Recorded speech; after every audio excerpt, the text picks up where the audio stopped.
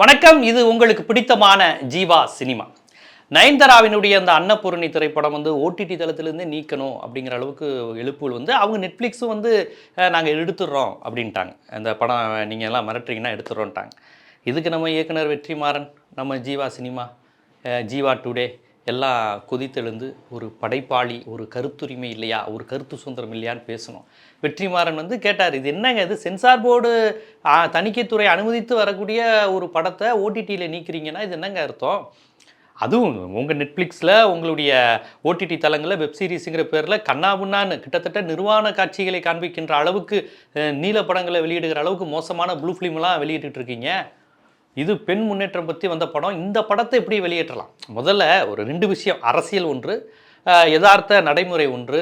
யதார்த்தத்தில் sensor போர்டில் வந்த ஒரு படம், அதை ஓடிடியில் வெளியிடுறாங்க. அது நீங்கள் யார் தூக்கிறீங்க? என்ன சொல்ல, சென்சார் போர்டில் கட் பண்ணாத காட்சிகளெல்லாம் கூட காமிப்பாங்க. அந்த அளவுக்கு ஓடிடி தளங்கிறது வேறு மாதிரி லெவலில் போயிட்டுருக்கு. கெட்ட வார்த்தை பேசலாம், ரொம்ப மோசமாக என்ன வேணாலும் செஞ்சுக்கலாங்கிற மாதிரியான ஒரு லெவலில் போயிருக்கு. இந்த நிலையில் ஒரு ஓடிடியில் ஒரு படத்தை ஏதோ ஒரு அமைப்பு எக்ஸ்ட்ரா கான்ஸ்டியூஷன் மாதிரி வெளியே இருந்து கல்லெறிஞ்சா பயந்துட்டு நீக்கிறாங்க அல்லது கட்டுப்படுறாங்க அப்படின்னா இது என்ன நியாயம் அப்படின்னு ஒரு கருத்துரிமைக்கு பதில் கொடுக்கும் விதமாக, நயன்தாராவுக்கு ஆதரவாக இல்லை, அன்னபூர்ணிங்கிற அந்த படம் அதன் மூலமாக கருத்துரிமைக்கு, இது நாளைக்கு எந்த சினிமா டைரக்டருக்கும் வரலாம்ல. அதனால் வெற்றிமாறன் குரல் கொடுத்தார். வெற்றிமாறன் குரலை நாமளும் நியாயப்படுத்தணும். சரிங்க, ஒரு திரைப்படத்துக்கு ஒரு படைப்பாளிக்கு இந்த உரிமை கூட இல்லை என்றால் நாளைக்கு என்ன தான் பண்ணுறது? சினிமாங்கிறது பலருக்கு பொழுதுபோக்காக இருக்கலாம், ஆனால் சினிமாங்கிறது மிகப்பெரிய ஒரு சமூக தாக்கத்தை, ஒரு சமூக மாற்றத்தை ஏற்படுத்தக்கூடிய வலிமையான ஒரு ஆயுதம். அந்த மாதிரி படங்கள் கொஞ்சம் தான் வருது ஒரு சமூக மாற்றத்தை ஏற்படுத்தும் விதமாக. அந்த விதத்தில் அன்னபூர்ணி படத்தில் பெண்களை ஒரு செக்ஸ் டால், ஒரு கவர்ச்சி பொம்மையாக காமிக்காமல், இரட்டை அர்த்த வசனங்கள், படுக்கரை காட்சியில் இந்த மாதிரி காமிக்காமல் ஒரு பெண் சாதிக்கிறா, சாதிய கட்டுமானங்களை தவிர்த்து அது தருகிற தடைகளை தகர்த்து வெளியுலகத்தில் இருக்கக்கூடிய போட்டி உலகத்தில் முட்டி மோதி ஒரு பெண் தனியாக நின்று முன்னேறுகிறாள் அப்படிங்கிற ஒரு விஷயத்த சொல்கிறாங்க. இந்த படத்தில் சம்மந்தமே இல்லாமல் மதத்தை இழிவுபடுத்திட்டாங்க, புண்படுத்திட்டாங்கன்னு என்னென்னமோ காரணத்தாலே ஒரு மிரட்டும் விதமாக, இந்த மாதிரிலாம் ப்ராக்ரெசிவாக யோசித்தாலே நாங்கள் மிரட்டுவோம், பழமையை அப்படியே நீடிக்கணுங்கிற ஒரு மிரட்டும் விதமான ஒரு தாக்குதலாக நடந்திருக்கு. இதை வெற்றிமாறன் கண்டித்தார், நாமளும் கண்டித்தோம். இது ரொம்ப தவறுங்கன்னு. நாம் கண்டித்தது நயன்தாராவுக்காக அல்ல. நயன்தாரா இப்படி ஒரு படத்துலையும் நடிப்பாங்க, நாளைக்கு வேறு மாதிரி படத்துலையும் நடிப்பாங்க, அது நமக்கு தெரியாது. அவங்களுக்கு மார்க்கெட்டு பணம் தான். எந்த படம் நடித்தா ஓடுமோ அதில் நடிப்பாங்க. இப்போ அறம்ங்கிற மாதிரி படத்தில் நடித்தாங்க. உடனே விளிம்புநிலை மக்களின் மிகப்பெரிய புரட்சியாளர் நயன்தாரா நான் சொல்ல முடியும். கஜினி மாதிரி படத்துலையும் நடிப்பாங்க, பில்லா மாதிரி படத்துலையும் நடிப்பாங்க. அவங்களுக்கு ரேட்டு பணம். இந்த படத்தில் எனக்கு எவ்வளோ சீன் இருக்குது, என்ன மாதிரி சீன் இருக்குது, எப்படி கால் ஷீட்டு மார்க்கெட்டு, இதுதான் அவர்களை. அதை தவிர்த்து அவர்களுக்கு பெரிய சமூக அக்கறை இருப்பதா இதுவரை அவங்க காட்டி கொண்டதே இல்லை.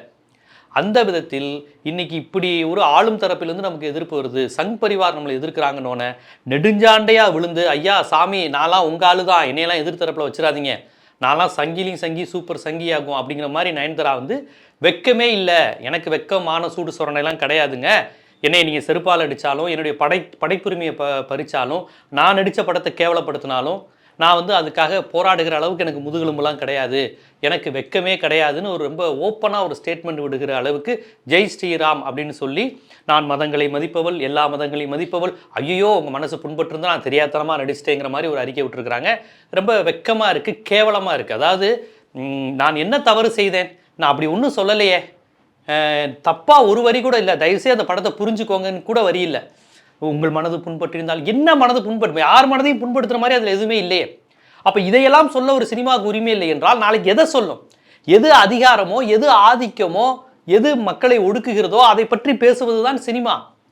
அதை பற்றிலாம் பேசாமல் சும்மா ஆம்பளை பொம்பளை நிர்வாண காட்சிகள் அவுத்து போட்டு ஆடுறது, செக்ஸு டான்ஸு, ரெட்டை அர்த்த வசனம், ஒரு ஹீரோ 100 பேர் அடிக்கிறது, 65 வயசு ஆள் 13 வயசு குழந்தைய லவ் பண்ணுற மாதிரி இந்த மாதிரி கேவலமான படங்களை எடுத்தால் எந்த எதிர்ப்பும் வராது. ஒரு ஹீரோ போவார், ட்ரெயினை தட்டுவார், ட்ரெயினே நின்றோம், வானத்தில் பறந்து போய் குதிரையில் சண்டை போடுவார், இந்த மாதிரி காட்சிகளை எடுத்துக்கிட்டு இருங்க. இந்த மாதிரி அபத்தமான முட்டாள்தனமான ஹீரோயிசம்ங்கிற பேரில் படத்தை எடுத்தால் உங்களுக்கு சங் பரிவார்லேருந்து பிரச்சனை வராது, மத்திய ஆளும் துறை வராது, மூளையை கழட்டி வச்சுட்டு ரசிகர்களும் பார்க்கலாம், கைத்தட்டலாம். ஸோ ரொம்ப இவ்வளவு மோசமான சினிமாக்களுக்கு எந்த பிரச்சனையும் வராது. கொஞ்சம் இந்த இருக்கிற சிஸ்டத்தை மாற்றணும். இந்த இருக்கிற அமைப்பில் சில பிரச்சனைகள் இருக்குது, இது சில ஆதிக்க கூறுகள் இருக்குது, இதையெல்லாம் உடைத்து தான் முன்னேறணும் அப்படின்னு பழமையை உடைத்து கொண்டு ஒரு நவீன சிந்தனையை பேசினாலே நாங்கள் எதிர்ப்போம் அப்படின்னு சொல்வது ஆபத்து.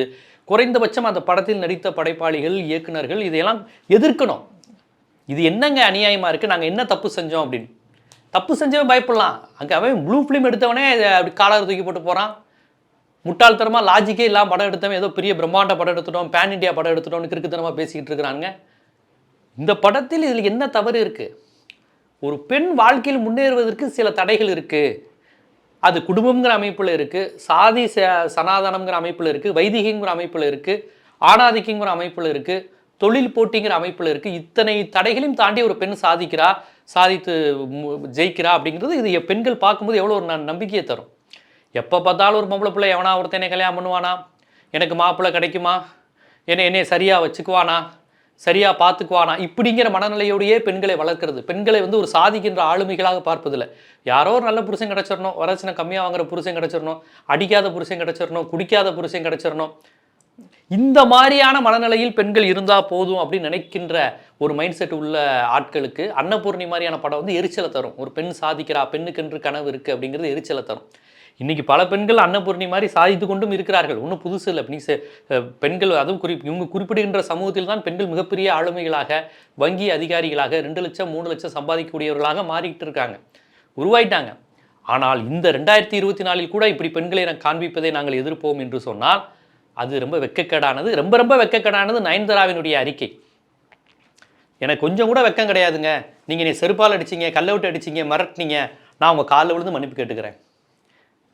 ஸோ ரொம்ப முதுகெலும்பில்லாதவர்கள்லாம் படைப்பாளிகளாக இருப்பதுங்க ரொம்ப ஆபத்து. இவர்களெல்லாம் படைப்பாளிகள், இவர்களெல்லாம் சினிமா கலைஞர்கள், இவங்களுக்கெல்லாம் ஒரு மாசு இருக்குது, இவங்களையெல்லாம் நடிகர்னு மக்கள் கொண்டாடிக்கிட்டு இருக்கிறாங்க அப்படிங்கிறப்ப ரொம்ப வருத்தமாக இருக்குது. ஒரு பிரபலங்கிறவங்க மக்களுக்கு முன்னுதாரணமாக இருக்கணும், அதிகார வர்க்கத்தை எதிர்த்து கேள்வி கேட்பவர்களாக இருக்கணும். ஏன்னா அப்படித்தான் திரைப்படங்களில் நீங்கள் நடிக்கிறீங்க, அதை பார்த்து தான் மக்கள் உங்களை நேசிக்கிறாங்க.